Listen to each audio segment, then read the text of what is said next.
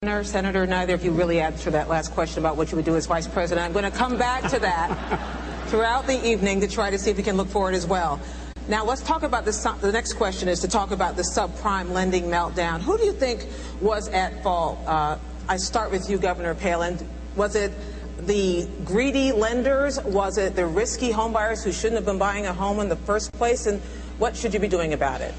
Darn right, it was the predator lenders who tried to talk Americans into thinking that it was smart to buy a $300,000 house if we could only afford a $100,000 house. There was deception there, and there was greed, and there is corruption on Wall Street, and we need to stop that. Again, John McCain and I, that commitment that we have made, and we're going to follow through on that, getting rid of that corruption. One thing that Americans do at this time also, though, is let's commit ourselves, just everyday American people, Joe Sixpack, hockey moms across the nation. I think we need to band together and say, never again. Never will we be exploited and taken advantage of again by those who are managing our money and loaning us these dollars. We need to make sure that we demand from the federal government strict oversight of those entities in charge of our investments and our savings. And we need also to not get ourselves in debt. Let's do what our parents told us before we probably even got that first credit card. Don't live outside of our means. We need to make sure that as individuals, we're taking personal responsibility through all this. It's not the American people's fault that the economy is hurting like it is, but we have an opportunity to learn a heck of a lot of good lessons through this and say, never again will we be taken advantage of. Senator. Well, Gwen, 2 years ago, Barack Obama warned about the subprime mortgage crisis. John McCain said shortly after that in December he was surprised there was a subprime mortgage problem. John McCain, while Barack Obama was warning about what we had to do, was literally giving an interview to the Wall Street Journal saying that I'm always for cutting regulations. We let Wall Street run wild. John McCain, and he's a good man, but John McCain thought that the answer is that tried and true right Republican response, deregulate, deregulate.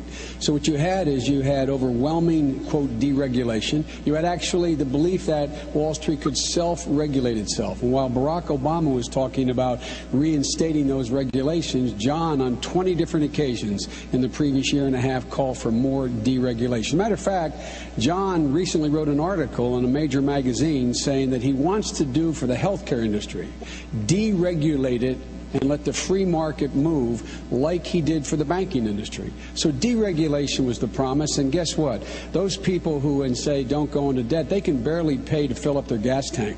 I was recently at my local gas station, asked a guy named Joey Danko, I said, Joey, how much it costs to fill your tank? You know what his answer was? He said, I don't know, Joe. I never have enough money to do it. The middle class needs relief, tax relief. They need it now. They need help now. The focus will change with Barack Obama. Governor, please, if you want to respond to what he said about Senator McCain's comments about health care. I'd like to respond about the tax increases. And, you know, we can speak in agreement here that darn right we need tax relief for Americans so that jobs can be created here. Now, Barack Obama and Senator Biden also voted for the largest tax increases in U.S. history. Barack had 94 opportunities to side on the people's side and reduce taxes, and 94 times he voted to increase taxes or not support a tax reduction. 94 times. Now, that's not what we need to create jobs and really bolster and heat up our economy. We do need the private sector to be able to keep more of what we earn and produce. Government's going to have to learn to be more efficient and live with less if that's what it takes to rein in the government growth that we've seen today. But we do need tax relief, and Barack Obama even supported increasing taxes as late as last year for those families making only $42,000 a year. That's a lot of middle-income, average American family. To increase taxes on them, I think that is the way to kill jobs and to continue to harm our economy. Senator.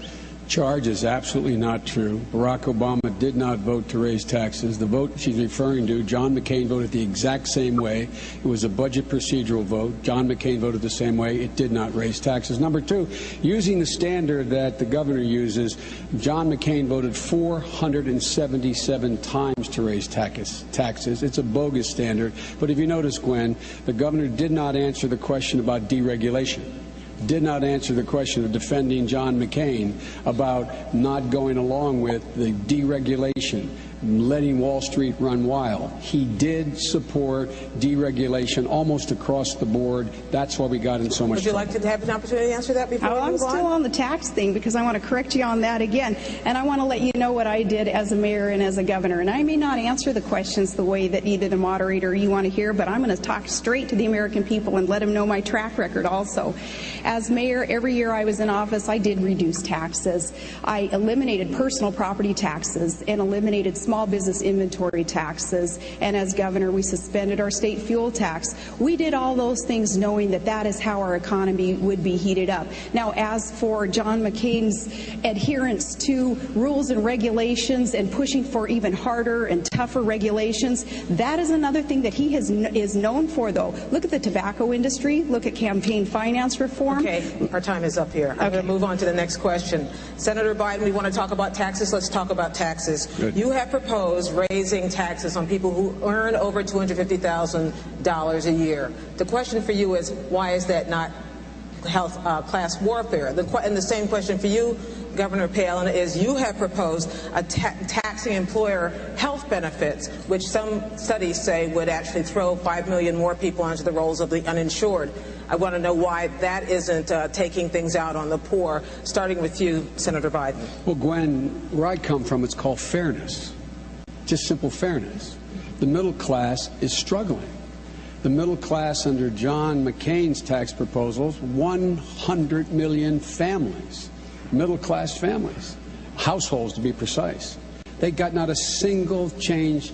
They got not a single break in taxes. No one making less than $250,000 under Barack Obama's plan will see one single penny of their tax raise, whether it's their capital gains tax, their income tax, investment tax, any tax. And 95% of the people in the United States of America making less than $150,000 will get a tax break. Now, that seems to me to be simple fairness. The economic engine of America is the middle class. It's the people listening to this broadcast. When you do well, America does well. Even the wealthy do well. This is not punitive. John wants to add $300 billion in new tax cuts per year for corporate America and the very wealthy, while giving virtually nothing to the middle class. We have a different value set. The middle class is the economic engine. It's fair. They deserve the tax breaks, not the super wealthy are doing pretty well. They don't need any more tax breaks. And by the way, they'll pay no more than they did under Ronald Reagan. Governor?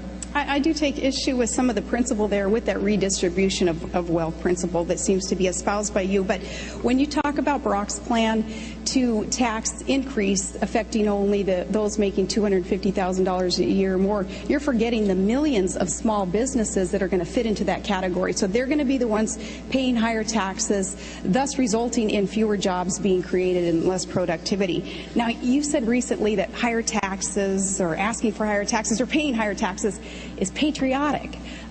In the middle class of America, which is where Todd and I have been, all of our lives, that's not patriotic.